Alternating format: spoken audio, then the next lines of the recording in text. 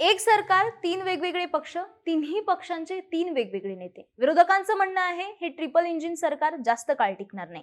तर या तिन्ही नेत्यांचं म्हणणं आहे आमच्यात उत्तम संवाद असून आमचं सरकार व्यवस्थितपणे आपला कार्यकाळ पूर्ण करेल. पण सरकार बाबतीतच्या काही ना काही कुरबुरी सातत्याने समोर येतच असतात. त्यातही एक निर्णय घ्यायचा आणि तो बदलायचा अशी प्रतिमा गेल्या काही काळातली सरकारच्या निर्णयांमुळे निर्माण झाली.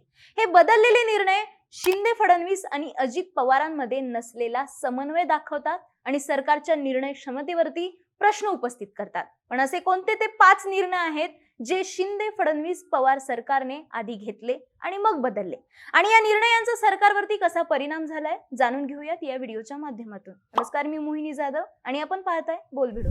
अगदी अलीकडेच ऊस परराज्यात निर्यात बंदीचा निर्णय मागे घेतला. हा निर्णय काय होता तर राज्यात कमी झालेल्या पावसामुळे ऊस उत्पादनावर परिणाम झाल्याने गळीत हंगाम जेमतेम 2.5 ते 3 महिने सुरू राहण्याचा अंदाज व्यक्त करण्यात आला होता. परिणामी राज्यातील कारखानदारी संकटात सापडली होती. त्यात कर्नाटक सीमा भागातील कारखाने लवकरच सुरू होतात, म्हणजे सीमा भागातील कारखान्यांकडून राज्यातील ऊसाची पळवापळवी शक्य होती. असं जर झालं तर राज्यातले कारखाने 100 दिवसही चालणार नाहीत. या भीतीने शिंदे सरकारने परराज्यात ऊस पाठवण्यावर बंदी लादली होती. पण या निर्णयामुळे शेतकऱ्यांनी, शेतकरी नेत्यांनी आणि शेतकरी संघटनांनी तीव्र विरोध केला होता. सरकारने हा निर्णय तातडीने मागे घेतला नाही तर सहकार आयुक्त कार्यालय पेटू, ऊस गाजत वाजत कर्नाटकात नेऊ, बघू कोण अडवतंय, अशा शब्दात माजी आमदार सदाभाऊ खोत यांनी महायुती सरकारला घरचा आहेर दिला होता. यामागे राष्ट्रवादी जबाबदार असून फडणवीसांनी अजित पवारांपासून जपून राहावं असंही स्टेटमेंट सदाभाऊ खोतांनी केलेलं आहे. कारण या निर्णयाची अधिसूचना सहकार विभागाने काढली आणि सहकार मंत्री दिलीप वळसे पाटील आहेत. त्यामुळे सहकार मंत्री दिलीप वळसे पाटलांचे पुतळे जाळून रयत संघटनेने निषेध व्यक्त केला होता. त्यामुळे इथं अजित पवार गट बॅकफुटवर आला. पण राज्य सरकारला होणाऱ्या विरोधामध्ये तितकेच डॅमेज झाले तर मुख्यमंत्री एकनाथ शिंदे. कारण सदाभाऊ खोत यांनी म्हटलं की 1996 मध्ये राज्यात झोनबंदी असताना शरद जोशींनी आंदोलन केलेलं, तेव्हा बाळासाहेबांनी झोनबंदी उठवली होती. याचा संदर्भ देत शिंदेना त्यांनी टार्गेट केलं. तर राजू शेट्टी यांनी देखील शिंदेना लक्ष करत बाळासाहेबांनी झोनबंदीवरून घेतलेल्या भूमिकेची आठवण करून दिली. बाळासाहेब ठाकरेंनी शेतकऱ्यांच्या हितासाठी ऊस झोन बंदी हटवली होती, पण एकनाथ शिंदे हे पुन्हा ऊस झोन बंदीकडे वाटचाल करत आहेत. आज बाळासाहेब ठाकरे असते तर शिंदेसाठी त्यांनी हातात ऊसाचा बुडका घेतला असता, अशी टीका राजू शेट्टींनी एकनाथ शिंदेंवर केली. निर्यात बंदीच्या निर्णयामुळे ऊसपट्टा असणाऱ्या पश्चिम महाराष्ट्रासह अन्य जिल्ह्यातही कोल्हापूर, सांगली, सोलापूर, कर्नाटक सीमेला लागून असलेल्या काही जिल्ह्यांमध्ये शिंदे सरकार विरोधात वातावरण निर्माण होत गेलं. परराज्यात जाणारा ऊस अडवून दाखवा असा थेट इशारा स्वाभिमानी संघटनेने दिलेला. त्यातून वेगळा संघर्ष निर्माण होण्याची भीती होती. त्यामुळे कायदा सुव्यवस्थेचा प्रश्न निर्माण झाल्यास ऐन निवडणुकीत त्याचे पडसाद उमटण्याची शक्यता असल्यानेच राज्य सरकारने हा निर्णय मागे घेतला. दुसरा म्हणजे साखर कारखान्यांसाठीच्या कर्जावरील अटी लादलेला निर्णय बदलण्यात आलेला. राज्यातल्या आर्थिकदृष्ट्या अडचणीत असलेल्या साखर कारखान्यांसाठी कर्ज देणं, या संस्था फायद्यात आणण्यासाठी काम करणाऱ्या NCDC मार्फत राज्यातल्या 6 साखर कारखान्यांसाठी 539.54 कोटींचं कर्ज मंजूर झालं होतं. मात्र हे कर्ज हवं असेल तर कारखान्यांच्या संचालकांनी वैयक्तिक आणि सामूहिक जबाबदारीचं हमीपत्र द्यावं, अशा काही जाचक अटी टाकल्या गेल्या. सहकार मंत्री जरी दिलीप वळसे पाटील असले तरी उपमुख्यमंत्री अजित पवारांच्या अध्यक्षतेखाली झालेल्या बैठकीमध्ये वित्त विभागाच्या सूचनेनुसार सहकार विभागाने 21 ऑगस्ट रोजी आणखी एक आदेश निर्गमित करीत या 6 कारखान्यांवर कर्जासाठी नव्या अटी लादल्या. या निर्णयाचा फटका कुणाला बसणार होता तर भाजपच्या हर्षवर्धन पाटील, मुन्ना महाडिक, अभिमन्यू पवार, विजयसिंह मोहिते पाटील आणि रावसाहेब दानवे अशा नेत्यांची सत्ता असणाऱ्या कारखान्यांना. अजित पवारांचा हा निर्णय म्हणजे एक प्रकारे भाजपच्या नेत्यांवर केलेली कुरघोडीच होती असंही म्हटलं गेलं होतं त्यावेळेस. या निर्णयानंतर हे शिष्टमंडळ फडणवीसांना भेटलं आणि फडणवीसांनी वित्त मंत्रालयाने टाकलेल्या वाढीव अटी दूर करण्याचे आदेश दिले. थोडक्यात अजित पवारांनी घेतलेला निर्णय फडणवीसांनी पलटवला. 8 दिवसातच या अटी शिथिल करण्याची नामुष्की सरकारवरती ओढवल्यामुळे सरकारमध्ये 3 नेते असून त्यांच्यात इतक्या महत्त्वाच्या निर्णयांवर चर्चा होत नाही किंवा यांच्यात समन्वय नाही असं नॅरेटिव्ह विरोधकांनी समोर केलं. अजित पवारांचा निर्णय रद्द करून सत्तेत आपणच बॉस असल्याचं फडणवीसांनी दाखवून दिलं असलं तरी सर्वाधिक चर्चा झाली ती अजित पवार बॅकफुटवर जाण्याची. यामुळे अजित पवारांचे निर्णय बदलवून त्यांचा पंख छाटण्याचा कार्यक्रम हाती घेतल्याची ही चर्चा तितकीच झाली. असाच तिसरा निर्णय शिंदे सरकारला मागे घ्यावा लागला, तो म्हणजे एक राज्य एक गणवेशाचा. महाराष्ट्रात येत्या शैक्षणिक वर्षापासून एक राज्य एक गणवेश योजना अंमलात आणली जाईल अशी घोषणा शालेय शिक्षण मंत्री दीपक केसरकर यांनी गेल्या मे महिन्यात केली होती. तो निर्णय असा होता की राज्यातील प्रत्येक सरकारी शाळेतल्या विद्यार्थ्यांसाठी एकच गणवेश लागू होईल. आकाशी रंगाचा शर्ट आणि गडद निळ्या रंगाची पॅन्ट. मुलींना आकाशी रंगाचा शर्ट आणि डार्क निळ्या रंगाचा स्कर्ट किंवा सलवार कमीज असेल.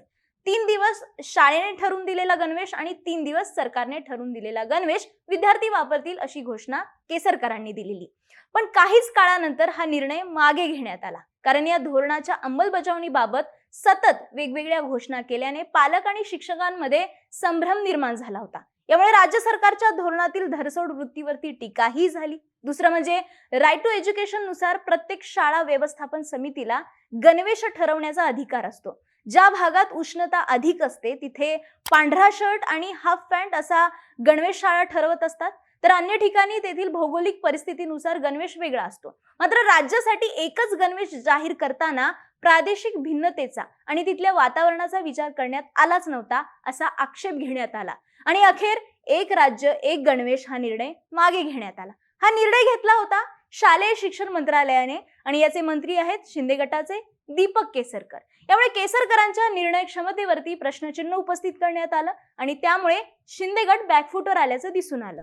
याच्याही आधी असाच एक निर्णय मागे घेण्यात आला होता. वर्णनात्मक परीक्षा पॅटर्न लागू करण्याच्या निर्णयाला स्थगिती देण्यात आली होती. महाराष्ट्र राज्य लोकसेवा आयोगाने वर्णनात्मक परीक्षा पॅटर्न लागू करण्याच्या आपल्या निर्णयाला 2 वर्षांसाठीची स्थगिती दिली होती. मे 2023च्या परीक्षेपासून हा बदल लागू करण्यात येणार असा निर्णय घेतला गेला होता.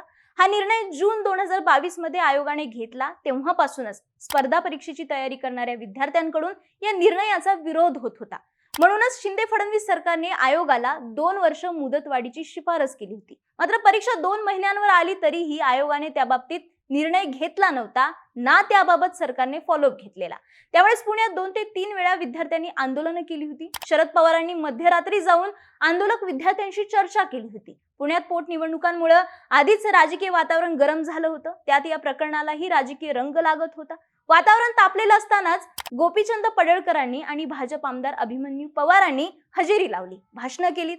भर आंदोलनातून मुख्यमंत्र्यांना फोन करण्याऐवजी त्यांनी आंदोलन करणाऱ्या विद्यार्थ्यांचं उपमुख्यमंत्री देवेंद्र फडणवीसांसोबत संभाषण करून दिलं होतं. पडळकर म्हणजे फडणवीसांचे कार्यकर्तेच आणि अभिमन्यू पवार म्हणजे फडणवीसांचे माजी स्वीय सहाय्यक.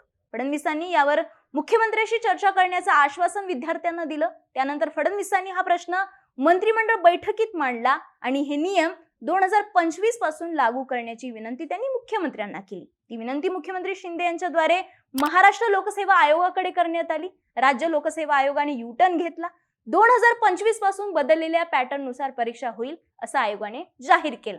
थोडक्यात आयोगाने निर्णय मागे घेतल्याने फडणवीसांना जितकं श्रेय मिळालं तितकाच फटका एकनाथ शिंदेंना बसला होता.